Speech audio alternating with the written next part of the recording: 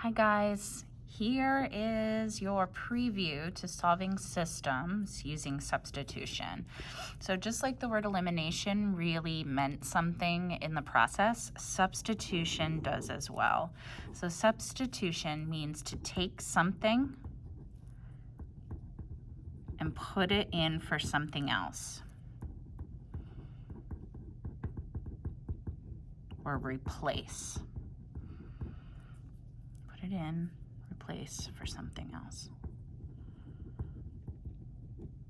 Okay, so what we're gonna do is we're gonna take one equation and a piece of it and put it into the other. And so what I notice here is that I have my first equation and it is solved for y. So that means y is gonna be equal to all of that. We're trying to find the point in common for both of these. So whatever y is in this equation, it better be the same in that equation. So wherever I see y in my second equation, I'm going to sub in 4x plus 6. It's like my name is Heather. You could call me Heather. You could also call me Miss MacDonald, right? So I could call this y, or I could call this 4x plus 6. They're actually the same thing, okay? So then what I get when I get this second equation is I have 5x plus, now instead of y, I'm writing all of that. 4x plus 6. I put it in parentheses just to make sure that I keep all my math correct. Equals negative 21. 5x plus 4x plus 6. Those parentheses aren't doing anything right now, so we can get rid of them. I combine my like terms, I clean up each side, and I get 9x plus 6 equals negative 21. I'm going to solve for my variable. I have only one variable, so now I can solve. Minus 6,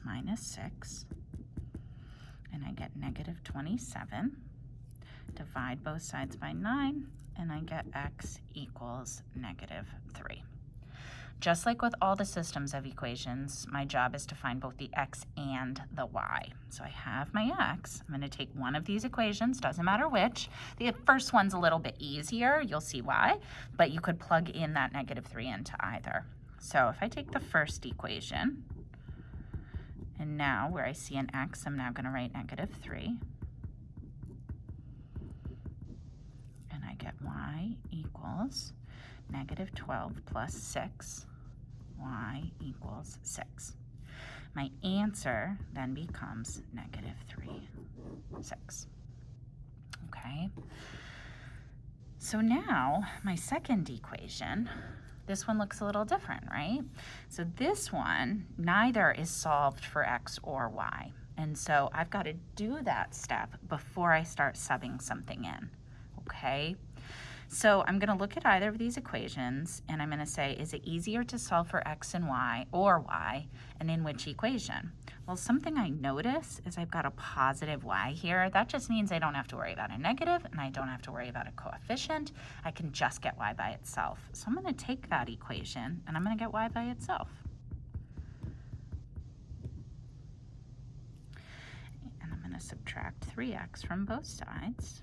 And I get y equals negative 3x minus 2. And now I can sub this in for y in my other equation. Now what you notice is in both equations we started with subbing in y. We could have started with subbing in x. It really didn't matter.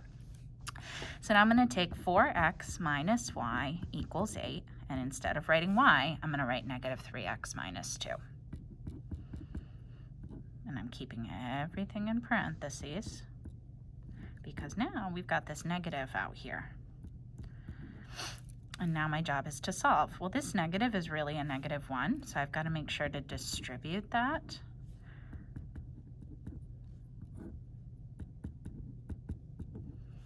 Combine.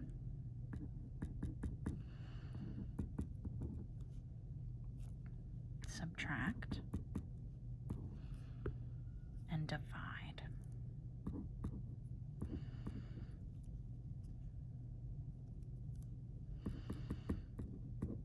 I'm just going to see what 6/7 is as a decimal. It's a yucky one, okay? So I'm going to leave it as 6/7. Oh well, okay? And so if I leave that as 6/7, then when I plug this back in, I can plug it in right here, and I get y equals -3 times 6/7 minus 2. Y equals -3 times 6 is -18 divided by 7 minus 2. Y equals, just for simplicity right now, I'm gonna find out what the nearest tenth is for that. -18 divided by 7 is -2.6. Okay, and I get y equals -4.6. Okay, so then my answer, I'm actually going to switch this to a decimal as well. 6/7 is approximately 0.9 decimals, but still okay. Take care.